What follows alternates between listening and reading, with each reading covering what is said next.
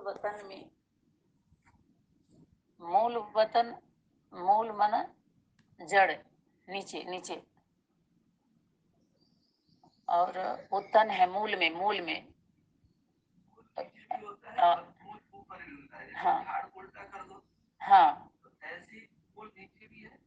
हाँ उल्टा कर, हाँ उल्टा करके अगर समझते हैं, मनुष्य सृष्टि का तो उल्टा करके ही समझा जाता है ना, तो हम समझ पाते हैं। उल्टा करके भी सीधा करके भी तो वही गॉड और हाँ गॉडेज भी कह सकते हैं। और उसको जैसे वो गेट पर होता है, गेट पर होता है, तो गेट पर जो गार्ड होता है, कोई स्कूल या कंपनी को ही देख लीजिए, तो गेट के ही रास्ते जहाँ गार्ड होता है उससे मिलते ही हुए सब लोग आते हैं, उससे मिलते ही हुए जाते हैं। वो एक ऐसा होता है अपने। हाँ, तो ऐसे ही जब बार बार आएगा मनुष्य सृष्टि, मनुष्य सृष्टि, तो सृष्टि की बात आएगी मनुष्यों की, तो फिर माँ ही, माँ का नाम आएगा, सृष्टि स्त्रीलिंग हो गया, है ना। तो जो पांडव, जो पांडव का, पांडव भवन, पांडव के साथ जो भवन लगाया जाता है, भवन माना घर, महल, तो उस भवन में शिव शक्ति रहती है, शक्ति। और पांडव भवन के बाहर सर्विस देते हैं, ड्यूटी देते हैं,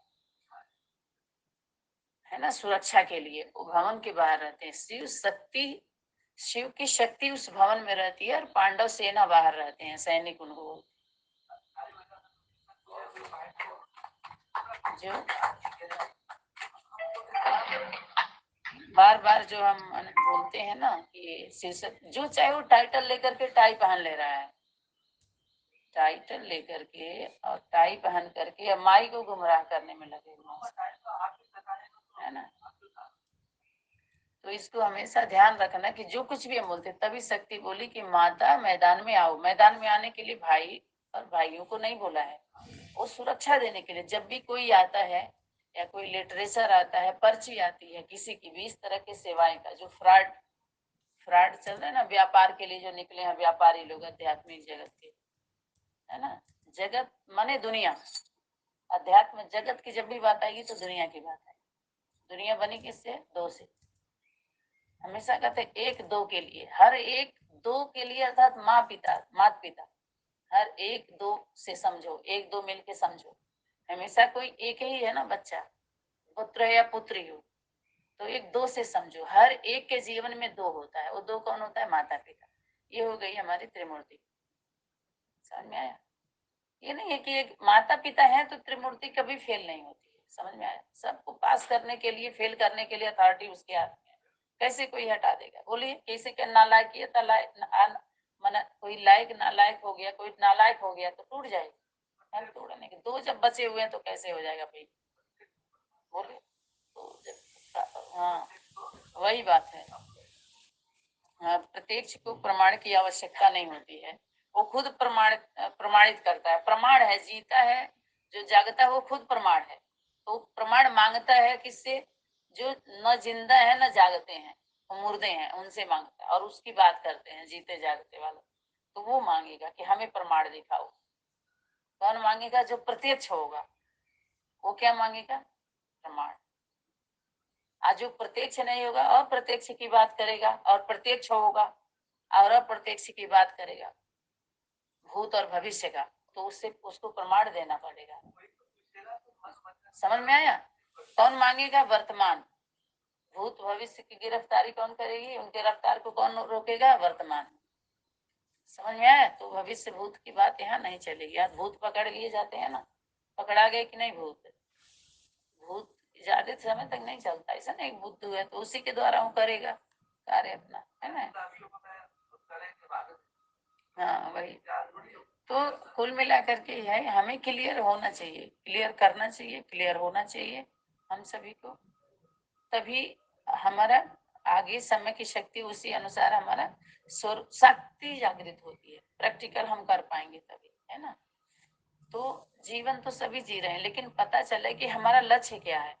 अभी हम लक्ष्य में, जैसे हम परिवार में आ गए, आप डॉक्टरी पढ़ रहे थे, डॉक्टर की पढ़ाई पूरी हो गई, अब समय समय पर आप मीटिंग अटेंड करने जाते हैं या टूर पे जाते हैं और डिस्पेंसरी खोल लिया, अब तो आप सेवा दे रहे हैं ना, तो ये नहीं है कि आपका लक्ष्य क्या है, लक्ष्य तो पूरा हो गया, आप जीवन जिए। लक्ष्य की बात तो तब तक होती जब पढ़ाई पीरियड होता है, जूनियर हाई स्कूल से लेकर के आप 2-4 साल 5 साल 10 साल जो सब्जेक्ट पढ़ना है स्टडी कर लीजिए, पढ़ लीजिए, उसके बाद तो रिजल्ट निकले, आप सेवा कर रहे हैं। अब आपसे थोड़ी कोई पूछे भाई जी अपना लक्ष्य बताइए, आप समझ रहे बात को, बार बार लक्ष्य थोड़ी लक्ष्य पूछा जाता है, लक्ष्य तो प्राप्ति हो गई ना। अभी तो हम लोगों को यही पता चला, अरे नर से नारायण नारी से लक्ष्मी बनने के जो यूनिवर्सिटी में गए थे, ये पढ़ पढ़ के बनते, हम तो जन्म लेने वाले, जन्म लेने के बाद तो उनके लिए तो इशारा होता है, संस्कार धारण करके बाल रूप धारण। हाँ, ये पढ़ाई बड़े रूप से, हाँ, बच्चा बन के ही पढ़ते हैं ना स्कूल में।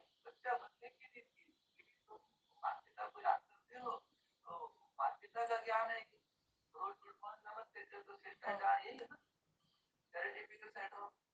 तो ये नर्सरी में बच्चे पढ़ते हैं, तो वो कौन है, ब्रह्मा का यूनिवर्सिटी, वो मार्केट आके नर्सरी तो है वो, तो उस नर्सरी में छोटे छोटे बच्चे, तो जितने छोटे छोटे बच्चे होते हैं उनकी जो स्लेट होती है, माइंड होता है, फ्रेंड होता है, कागज पूरा होता है, तो जो उसको बोला जाए तो बच्चा एकदम मान लेता है, बच्चा उस चीज को स्वीकार कर लेता है, छोटा बच्चा जो भी नया नया है उसकी एकदम कोरा कागज है उसका माइंड, एकदम जैसे छोटे छोटे बच्चे होते हैं 2-2.5 साल 3 साल के बच्चे आजकल कितने एक्टिव हैं देखो, है? संस्कार लेकर आए ना, उनके डीएनए में पहले से ही है वो। तो यहाँ बच्चा यदि बड़ा बनोगे, जब सूर्य के आगे सागर के आगे कोई, कभी गए हो आप लोग सागर के कंठे पर, मेरा जाना हुआ 2 बार, तो वहां जाके हम देखते हैं तो कितना सागर नीला नीला दूर दूर तक, जहां देखो पानी पानी पानी पानी, और मैं अकेला हूँ, मैं अकेला हूँ, तो सागर के आगे हमारा अस्तित्व क्या है बोलो, नहीं? मतलब इन चीजों को हम लोग क्या करते हैं, सुनते हैं समझते हैं फिर भूल जाते हैं रोजमर्रा के जीवन के कार्यकलापों में। ऐसे कभी अंतरिक्ष में गए हो आप, जैसे एरोप्लेन से कभी ऊपर उड़े हो, तो नीचे देखो सब कैसे एक बड़े बड़े जो मकान बिल्डिंग, कितने कितने 500 1000 गज की बिल्डिंग है, कैसे दिखाई देती है, बिल्कुल छोटी छोटी डब्बियां दिखाई देती है, और उसमें आप देखो कि इंसान कहाँ घूम रहा है, तो इंसान ऊपर से दिखाई नहीं देगा उतनी हाइट से, और ऊपर चले आओगे तो कहाँ है तुम्हारा, कौन सा मकान, कौन सी बिल्डिंग, कौन सी गीता पाठशाला, कहाँ हो, कहाँ बैठे हो, ये मैं और मेरा का तो सारा गीता ज्ञान है।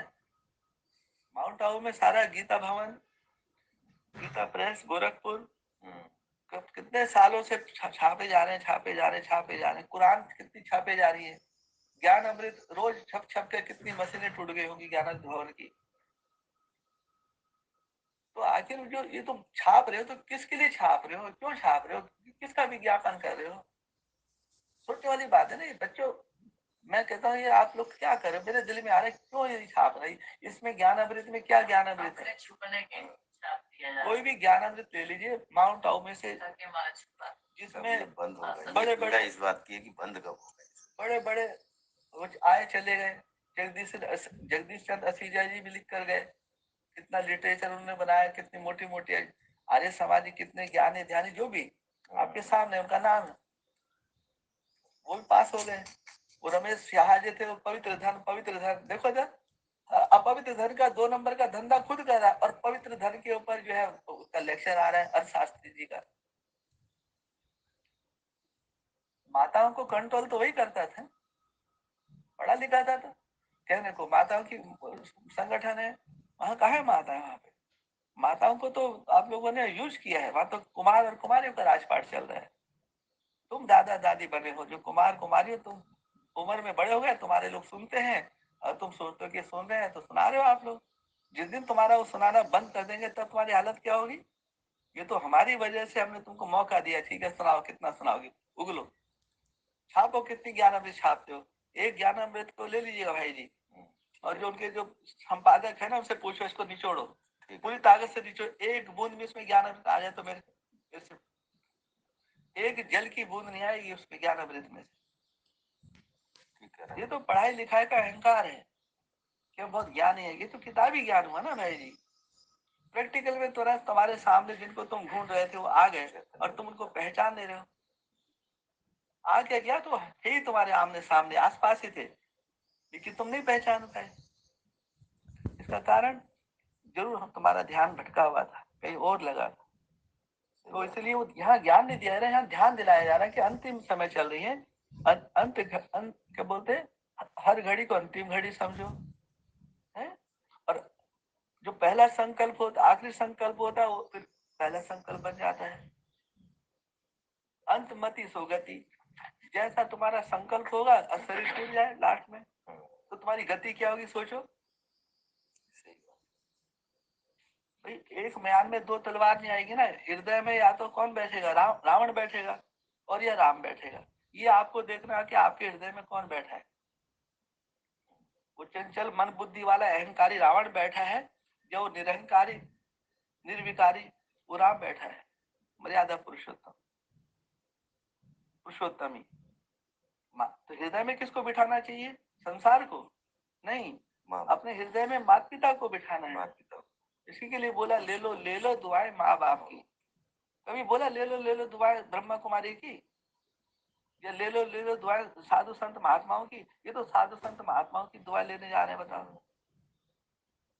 जबकि साधु संत महात्माओं को दुआएं किसकी लेनी चाहिए, सही रास्ता बताना नहीं, अपने अपने माता पिता का रिगार्ड करो, आदर करो। हमसे गलती होगी, हम घर छोड़ करके आश्रम में बैठे हैं, तुम ये गलती मत करना। अपने घर में अच्छे ढंग से जियो, आपस में एक दूसरे लव करो, प्रेम करो। सभी परमात्मा के, सबके सभी वही है। वो शूद्र में भी उसी का अंश है, ब्राह्मण में भी, चींटी में भी, हाथी में भी। ये ब्रह्म ज्ञान है। जब इतनी समझ में आ गई कि हाँ ये हमारा सत्य ज्ञान है, सनातन धर्म कोई को भटकाता नहीं है, सनातन धर्म सीधा चलता है, वो लेफ्ट राइट नहीं करता है। और आप लोग लेफ्टिस्ट राइटिस्ट, लेफ्टिस्ट राइटिस्ट, कभी लेफ्ट में जाते हो, कभी राइट में जाते हो, कभी इधर कूदते हो, कभी उधर करते हो, कभी इसको माँ बाप बनाते हो, फिर दूसरे माँ बाप बनाते हो। कितने माँ बाप बदलोगे। अरे एक ही माँ बाप के बन के रहो ना, अपने लौकिक माँ बाप के बन के रहो। हम कब कह रहे कि हमको, ये तो तुम्हारे को समझ देने के लिए समय ने करवट बदली है। तो इस प्रकार की वाणी आ रही है कि मेरा भाव यही है कि जैसे मैं समझा हूँ, जितना मैं समझा मैं उतना आपको समझा सकता हूँ। उतना माने कोशिश करूंगा, उतना तो नहीं समझा पाऊंगा 100%। तो कितना भी कोशिश करूंगा तो मैं 100% नहीं समझा सकता हूँ ना, आप 100% समझ सकते हैं। क्योंकि जो अंतर मन की जो बात होती है वो जुबान पे आते आते परसेंटेज में घट जाती है। अंतर मन की बात को मैं कलम से भी लिखूंगा तो कलम से लिखने भी कहीं ना कहीं मेरे से कुछ मिस्टेक हो जाएगी, मन मत आ जाएगा। श्रीमत तो बहुत बहुत सूक्ष्म है, सूक्ष्म। तो श्रीमत में यदि थोड़ा सा भी मिलावट होगी, एक बूंद भी, तो उसका भी दंड मिलता है लिखने वाले को। इसलिए अपने कलम से हमारी लिखावट बंद हो गई, बोलना हमारा बंद हो गया। कहाँ उसकी महिमा करे भाई, कितनी महिमा करें। और महिमा भी करे तो दुनिया को क्यों सुनाना है, मैं अपने आप को सुनाऊंगा ना। लिखना भी उसका अपमान है। हाँ भाई, बाप मम्मा ऐसे थी, बाबा ऐसे थे, मम्मा ऐसी थी, महाराज ऐसे। दूसरों की तुम जो है बढ़ाई कर रहे हो। बोलो बढ़ाई किसकी करने हैं, तुम दूसरों की चमचागिरी क्यों कर रहे हो, तुम दूसरे की गुलामी क्यों कर रहे हो, दूसरे की यहाँ नौकरी क्यों कर रहे हो। जब मालूम है तुम्हारा बाप जो है वो 3 लोक का स्वामी है, उससे बड़ा कोई वो नहीं है उसका भंडारी, तो उस भंडारी के यहाँ ड्यूटी करनी चाहिए ना। ये लौकिक नहीं, मेरी बीवी मेरे बच्चे, तो जाओ रावण की दुनिया में राज वही करो, फिर उन्हीं से मांगो। ये एक ही जन्म है कम से कम, जो असल है, केंद्र है। केंद्र को समझते हुए कि ये हमको बोध आया तो किसकी वजह से बोध आया। ये गीता माता जब से धरती पर आई है, जब से इनकी आज से कितना साल हो गया मम्मा की वाणी निकलती हुई, ओरली निकल रही है ना, ओरली। मेरे को याद है इसी स्थान पे, ऊपर पे छत पर मेरे सामने कुछ ऐसी घटना घटी। घर घर बैठे वो कहते हैं कि भगवान कोई वो है कि गुड़ है कि जो गुड़ की सबको मिल जाएगा। तो भैया कमाल की बात है, बस तुम ही हो भगवान, भगवान को पाने वाले, है ना। तुमने भगवान को कैद कर रखा है, भगवान तुम्हारा ही है, सूरज तुम्हारा ही है, चंद्रमा तुम्हारा, धरती तुम्हारी है, हमारे कुछ नहीं है, हमारा अधिकार नहीं है। बस तो जब वो किसी आत्मा के द्वारा ऐसा अहंकार आया, वो अपने को भगवान भगवती मान के बैठे थे भाई जी। और मान के क्या बैठे, हमने उनको भगवान भगवती का मान वो दिया हमने। हम तो कण कण में भगवान समझते हैं ना, कि कण कण में है, तुझ में राम मुझ में राम। तो हम तो पूर्वज आत्मा है ना। ब्रह्मा कुमार कुमारी को जन्म देने वाले कौन है? गृहस्थी तो है, जो जिसको प्रवृत्ति बोलते हैं। गृहस्थी भी नहीं बोलेंगे, गृहस्थी नहीं, हम प्रवृत्ति है। गृहस्थी से कहाँ पलते हैं? बताओ कोई आए जाके, कोई कहे कि जी हम ब्रह्मा कुमारी को पालते हैं, डंके की चोट पे बोले मेरे सामने, अहंकार ना करे। नहीं, जो ब्रह्मा कुमारी जो संस्था जो पली है बड़ी है, वो प्रवृत्ति से जन्म लिया, प्रवृत्ति से उनकी पालना हो रही है, और प्रवृत्ति के द्वारा उनके भ्रम का अंत होगा। वो अंधकार की रात जाएगी उनकी, वो प्रवृत्ति के कारण। अब कोई, अब प्रवृत्ति का नाम, दुनिया की गृहस्थी अपने पूरी दुनिया जो गृहस्थी काले हैं, तो कोई कहे कि जी हम गृहस्थी हैं, मतलब नकल करना। जैसे ओम, अभी सुनो, जैसे सुनिए, किसी ने क्या बोला मंत्र, तो लोग अब मंत्र बनाते हैं, मंत्र में हेरा फेरी करते हैं, जो है वैसा है उसको नहीं, अपना नाम ऐड करते हैं अपनी पहचान अलग दिखाने के लिए कि हम बहुत बुद्धिमान हैं। जैसे ओम त्रिमूर्ति शिव शक्ति है नमः, हो गया। लेकिन ओम त्रिमूर्ति, तो ओम से पहले श्री क्यों लगाए?